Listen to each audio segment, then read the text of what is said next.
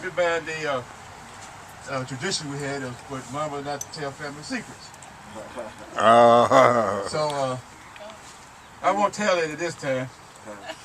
But a couple incidents when we were getting ready to go, when I was getting ready to go to Southeast Asia. I just come back from AZR training, and they was playing the Mama where I was going on, and then Epps came in and announced that he was going. And I don't know where Mama got her knowledge from, but she was pretty sure that she would have two sons in the combat area. That's the only time I seen him really squirm, trying to get Mom not to call the department on to keep him from going. And then after we got to Southeast Asia, I called him up. He was over in Quang Tri up in Vietnam. I was over in Thailand. So I called him up. I talked on the phone and said, "This is Sergeant Mitchell. I like to talk to Sergeant Mitchell." And no reflection on the Army. But the guy that gave him the phone said, "Are you calling yourself?" So I had to make a report so I could get back to Mom and tell her how he was doing. And secondly, after I got my commission, our paths kept crossing back and forth. And I was up in Pittsburgh, Germany, and he was down in Heidelberg. So I walked up on him, and he was a big smile on his face, glad to see me, glad to see me. So as I got close to him, his right arm hadn't moved.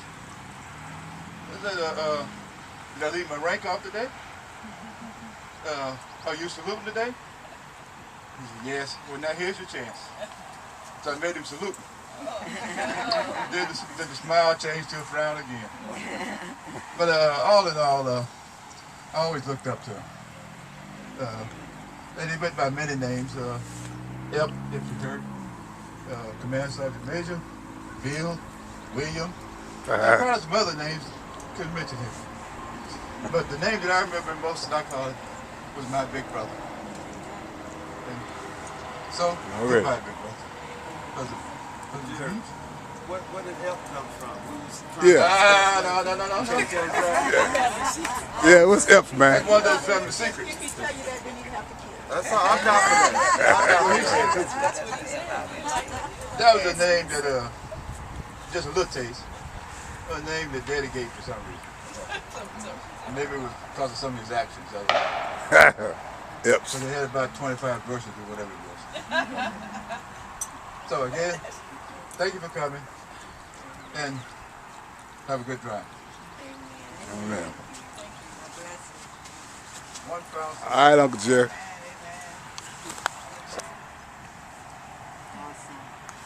Already.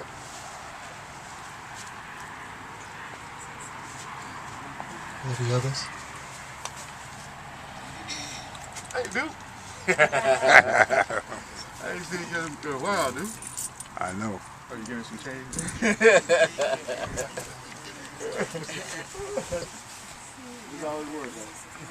Because? Real quickly, my name is William Mitchell.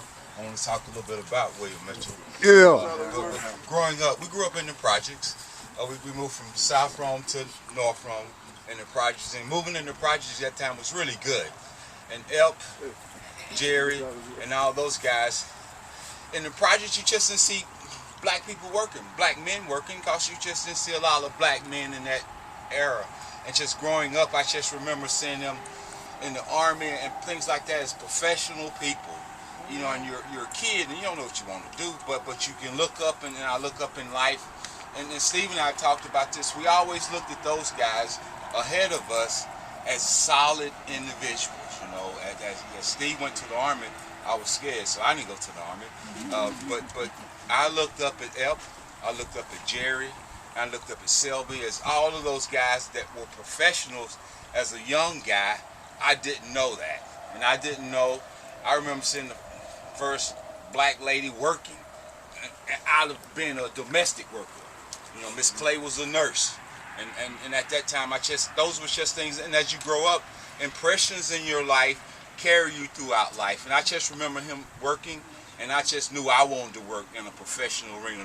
Not being a military guy, but I knew I wanted to be professional, and I looked at him at that role, and I appreciate seeing those guys as steady guys, as nice guys, and as professional guys.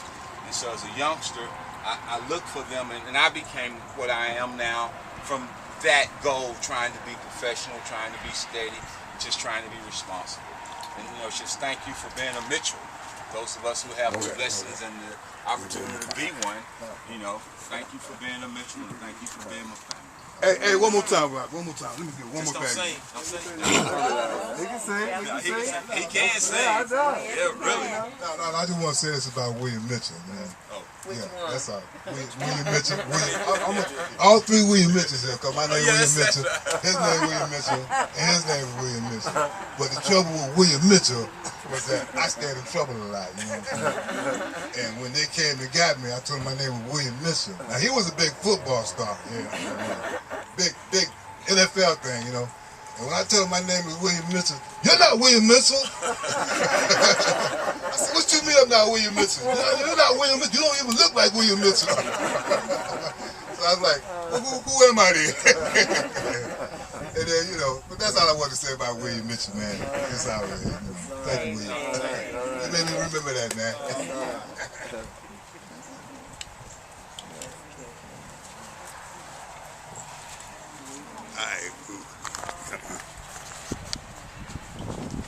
Will there be others? Yes.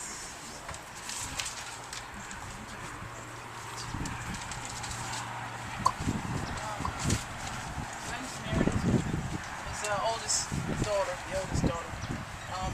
Somebody handed this to me that I wrote to my dad a long time ago, and I just want to read it. I said, Dad, I will always be a daddy's girl, and it looks like my daughter will be one as well. I can only smile at that thought. Please take care of yourself. I love you very much. Can you do it? Yes, I remember. Can you do that? Already, sis. Already.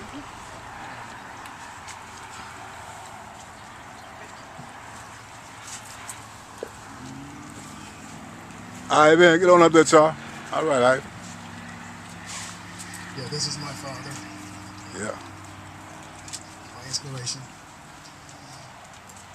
One of the reasons I joined the military. Already. And so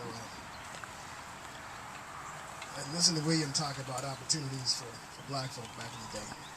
And I told the story, my mom was driving down Broad Street, and she said, your daddy used to work at that bank over there. And I thought, wow, was he a teller?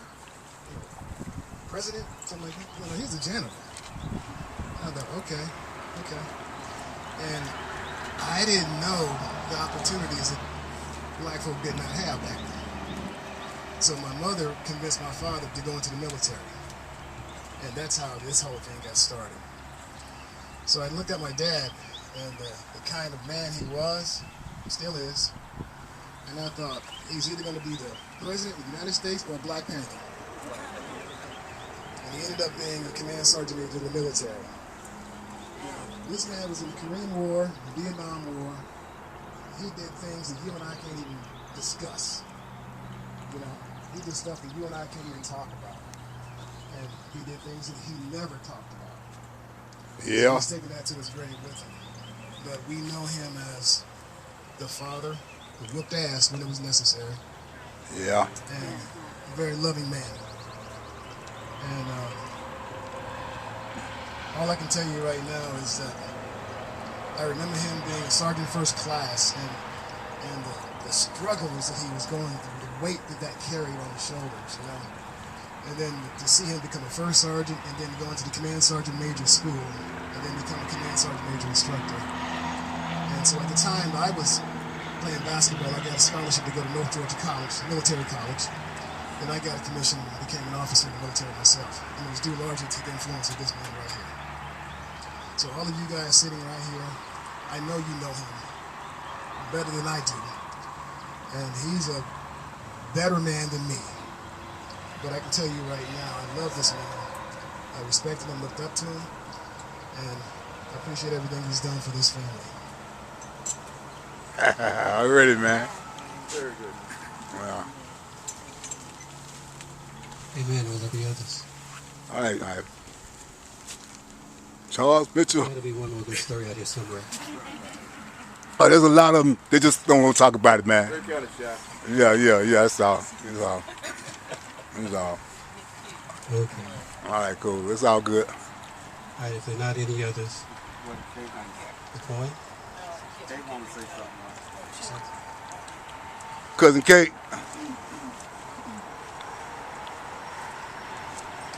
I just want to say that Epps is going to be missed. Yeah. During his last days, it was we were with him every day. I would go in the evening, and Elaine would go in the mornings, and so every day he was there, and so he was missed. But prior to that time, he was just a conversationalist. You could call Ep and talk about anything, and he was Ep to me.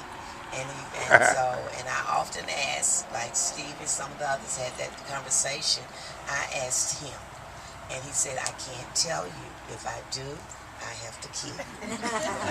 and that was more than once. I don't care how long, he always had that same note to you. So, Jerry, we never knew. And I even asked you. And so, Well, that sucks, man. That's one of those secrets you gotta put in our left pocket. So when we see him again, we gotta ask. Now tell me now. But again, he will be missed. He was truly loved, and he was a conversationalist. So if you ever had the opportunity to talk to him, you didn't talk about one subject. You may start off with one and end up with another. Candy had a saying, she just had to pull up a chair. And so you just sat down and you just listened. And he always left you with some provoking thought. And that was who he was.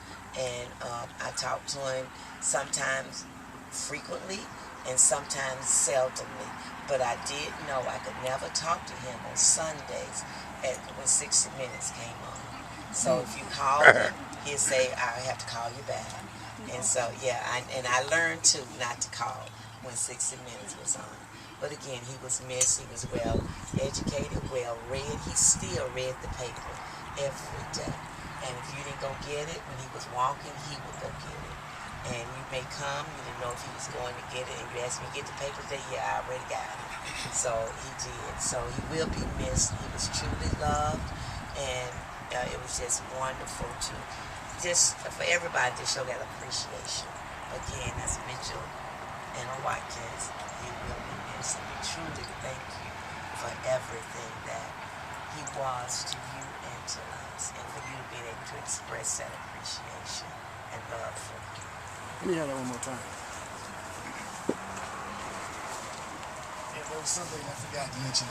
Uncle Jerry here. Uncle Jerry. Well, he's another inspiration and primary, and maybe one of the reasons I got a butt with him. But when you walked up, I gave you some coins in your hand. I remember long ago you used to come. Grandma used to brag about you, Ford Foundation scholarship, all that stuff. And you came to visit our house one day, and you had this sweater on, and you left it hanging across the chair. And I was a rogue. I reached in and stole a bunch of coins out of your pocket. Now. So I returned those coins just now. That's it. I'm a witness. I saw him give you those coins. I'm a witness to it, man. So you've been paid off. Are there any others? Not any others. The coin? My daughter's going to read it. Okay. You don't mind, will you? You can put her on the spot. Yes. She wasn't sure. Monica.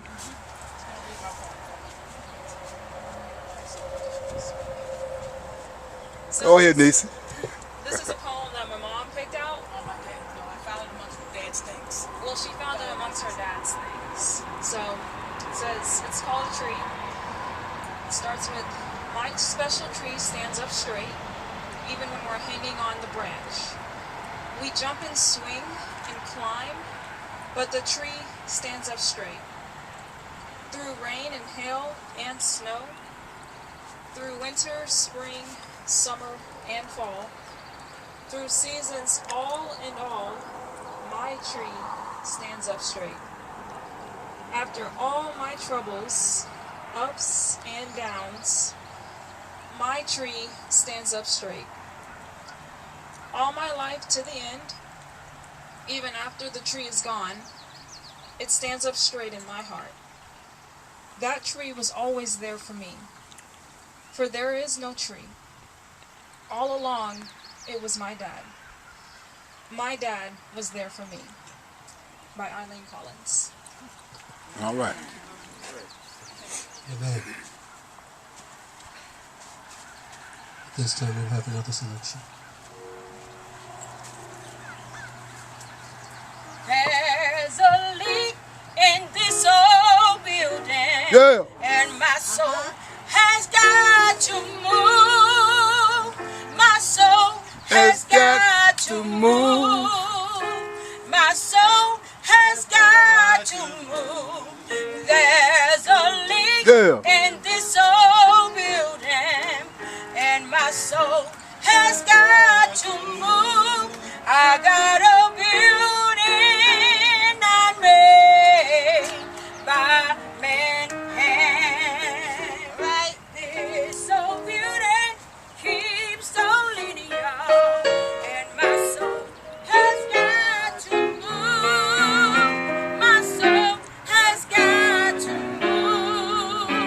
My soul has got to move. This so beauty keeps on leading y'all. And my soul has got to move. I got a building not made by man's hand.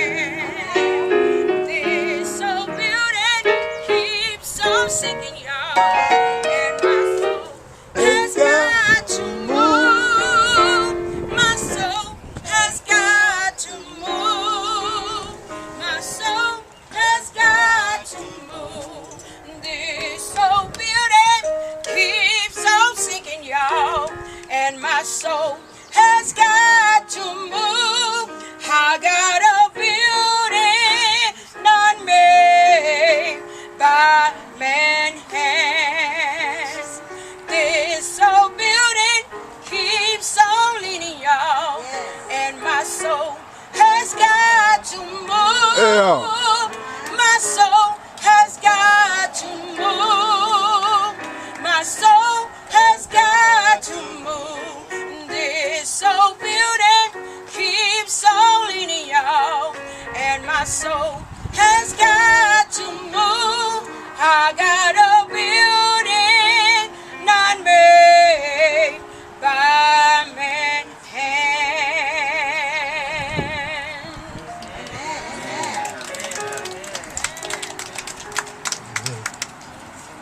All right. I've given this some thought about what to say, what not to say, and I prayed about it. And so this message is not for him. This message is for you. Okay? So when we come to a homegoing or a funeral or a memorial, basically we come to memorialize a person. And to memorialize a person means to remember. To remember all of it. To remember the good, the bad, and the ugly, but to remember all of it.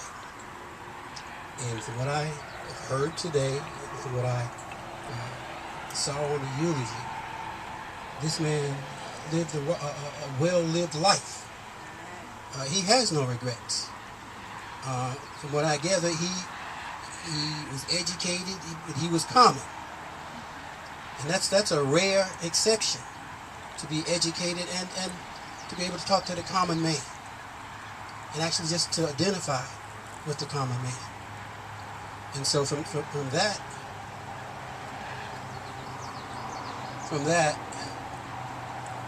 I know you're hurting, but at the same time, he's lived a good life. And he set the example for so many in his family, and I'm sure for thousands outside Already. of his family. Already. Countless souls that we don't know and will never know with his example. So that being said, I'd like to come from Isaiah 41 and 10.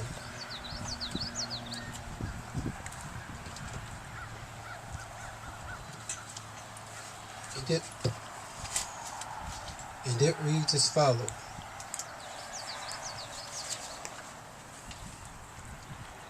Fear not, Fear thou not, for I am with thee. Be not dismayed, for I am thy God. I will strengthen thee. Yea, I will help thee. Yea, I will uphold thee with the right hand of my righteousness. And there's a title.